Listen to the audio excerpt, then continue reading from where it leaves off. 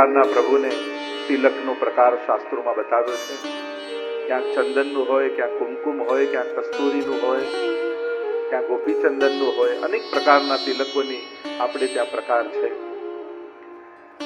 પ્રભુને તિલક કરી જીવને પોતાનું સૌભાગ્ય પ્રાપ્ત કર્યું. અક્ષત ધરાવી પોતાના ભાવને અખંડ સ્થાપિત કર્યો. હવે જો પુષ્પ માલા આદિ હોય તે પણ તમે ધરાવી શકો છો, અને એ માલાના ભાવથી અથવા પુષ્પ શ્રી ઠાકોરજીના ચરણોમાં આપણે વંદન રૂપે આપણું સુમન, આપણું સુંદર મન, આપણું ઉત્તમ મન પ્રભુના ચરણારવિંદમાં સમર્પિત કરીએ. આ ઉત્તમ મન પ્રભુના ચરણોમાં ધરવું એ જ સુમન છે. તમારી સમક્ષ રહેલું આ વ્રજ કમલ એ સાક્ષાત વ્રજની ભાવના છે. કારણ કે વ્રજ એ કમલાકાર છે. કમળ આકારનો એનો શેપ છે. વ્રજનો તમે મેપ જુઓ, સાક્ષાત કમલ આકાર. એના મુખ્ય 56 સ્થાનો છે. અને એટલા માટે તો મધુરાષ્ટકમાં મહાપ્રભુજીએ પણ 56 વાર મધુર શબ્દનો પ્રયોગ કર્યો. કારણ એ 56 સ્થાનોમાં પ્રભુની અખંડ લીલા ચાલી રહી છે, નિરંતર લીલા ચાલી રહી છે. જે 5000 વર્ષ પૂર્વ અથવા એનાથી પણ પૂર્વ જે સારસ્વત કલ્પ કહીએ છીએ ત્યારથી શરૂ થયેલી લીલા આજે આ ક્ષણે પણ વ્રજમાં થઈ રહી છે. પ્રભુની લીલાઓ ભૂતકાળ નથી હોતી, એ તો નિત્ય લીલાવાદ, ઇટર્નલ, શાશ્વત હોય છે. પ્રભુનું નામ, રૂપ, લીલા અને ગુણ અને ધામ આ બધા શાશ્વત છે. અને એ ભાવનાથી 56 નામો, ઉપરના 8 પાંખોડીઓ, પછી 16 અને પછી 32, આ ભાવનાથી 56 સ્થાનોનું પૂજન. એટલે કે આખી વ્રજમાં થતી સમગ્ર લીલાઓની ભાવના કરી, જેનું વર્ણન 10મ સ્કંદમાં ભાગવતજીમાં કરવામાં આવ્યું. તમારી સન્મુખ ભોગ ધરવાની સામગ્રી હોય, મિશ્રી આદિ, ઠાકોરજીની સન્મુખ પધરાવો. મનોમન શ્રી મહાપ્રભુજી ગુસાઈજીની કાની આપીએ કે એમની કાનીથી હે પ્રભુ અમારી કણિકા મિશ્રી આરોગજો. અને હવે ડાબા હાથમાં થોડા ચોખ્ખા અક્ષત લઈ લો. શ્રી ગુસાઈજી પ્રભુ ચરણે ત્રિવિધ નામાવલી નામનું સૂત્ર છે, જેમાં 10મ સ્કંદમાં રહેલા પ્રભુના એ લીલાઓના સુંદર નામોનું વર્ણન ગુસાઈજીએ કર્યું છે. અને એ નામો દ્વારા આપણે આ સ્વરૂપનું આરાધન કરીશું. એટલે ડાબા હાથમાં ચોખા લઈ એક નામ અહીંયાથી બોલાય એટલે 2 અક્ષત જમણા હાથથી લઈ અને ઠાકોરજીના ચરણારવિંદમાં આપણે બધા પધરાવતા જઈશું.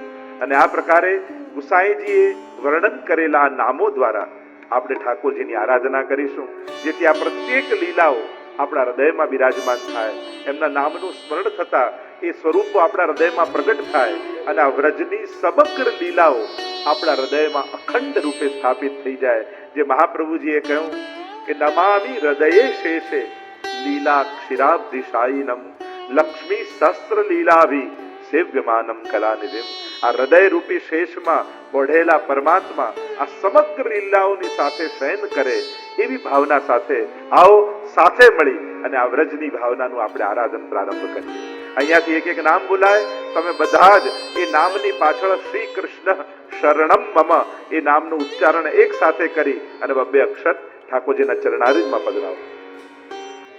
આ વ્રજયાત્રાને પણ આપણે ત્યાં બહુ જ મોટી એક ભક્તિની સિદ્ધિ માનવામાં આવે. અને માનું છું કે અહીંયા ઉપસ્થિત ઘણા લોકો વ્રજમાં વ્રજયાત્રા કરવા ગયા નથી, પણ એક બહુ જ મોટો સમુદાય એવો છે જ્યાં દેશને છોડીને ભારત નથી જઈ શકતું, જ્યાં ભારત જાય છે તો તીર્થોમાં નથી નિવાસ કરી શકતું. કદાચ તીર્થોમાં જાય પણ એ 40 દિવસની લીલી પરિક્રમા માટે એને આ વ્યસ્ત જીવનમાં સમય. ઘણી વાર લોકો આજકાલ સમયમાં કહેતા તમે બહુ વ્યસ્ત છીએ, બહુ વ્યસ્ત છીએ, પણ અત્યારના સમયની દુવિધા વ્યસ્તતા નથી.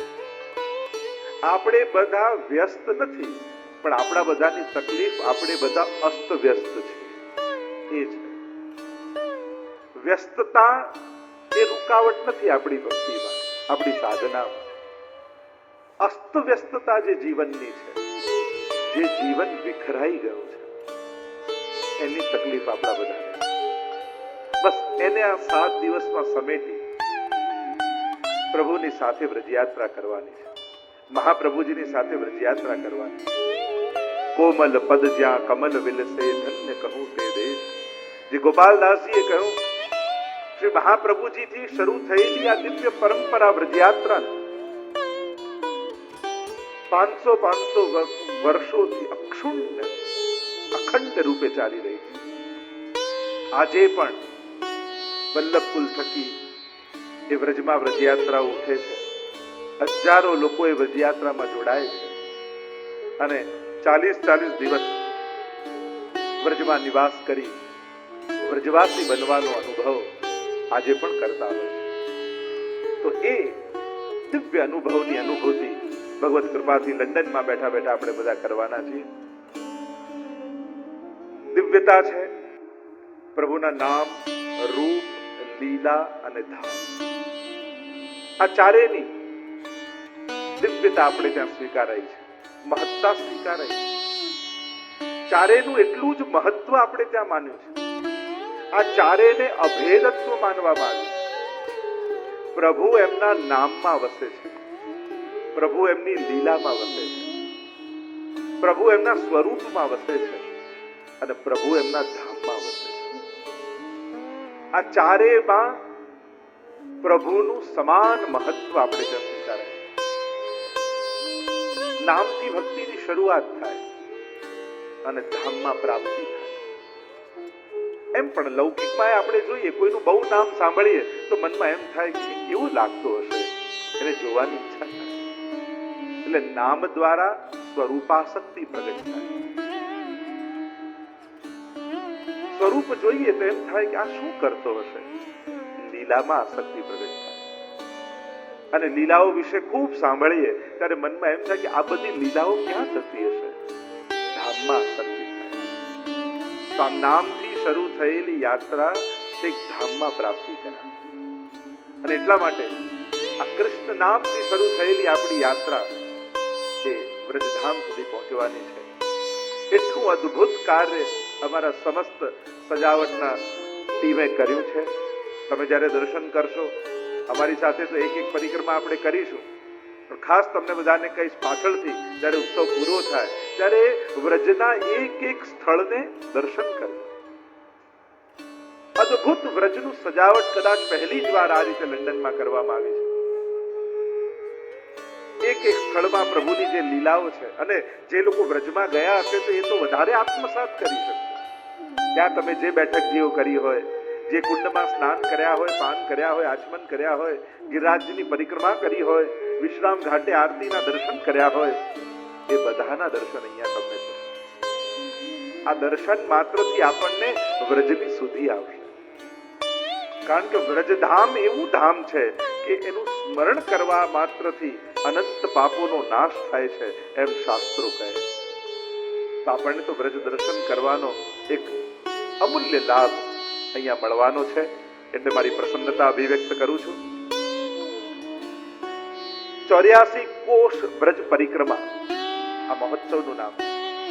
એટલે સૌથી પહેલા આપણે એ શીર્ષકને સમજી લઈએ. ઘણા જે બહુ જ કદાચ જોડાયેલા ન હોય એમને એમ થાય કે આ 84 આ કોષ શું, આ બ્રજ શું, આ પરિક્રમા શું. 84 કોષ. કોષ એક માપનું નામ છે. એક કોષ એટલે 3 કિલોમીટર લગભગ થાય.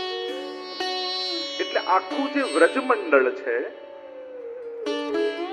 જે વ્રજમંડળને અનેક નામોથી શાસ્ત્રોમાં ઘણી જગ્યાએ મથુરા મંડળ કહ્યું, ઘણી જગ્યાએ વૃંદાવન કહ્યું, ઘણી જગ્યાએ ગોકુલ નામથી પ્રસિદ્ધ થયું, અનેક નામોથી વ્રજમંડળ પ્રસિદ્ધ છે.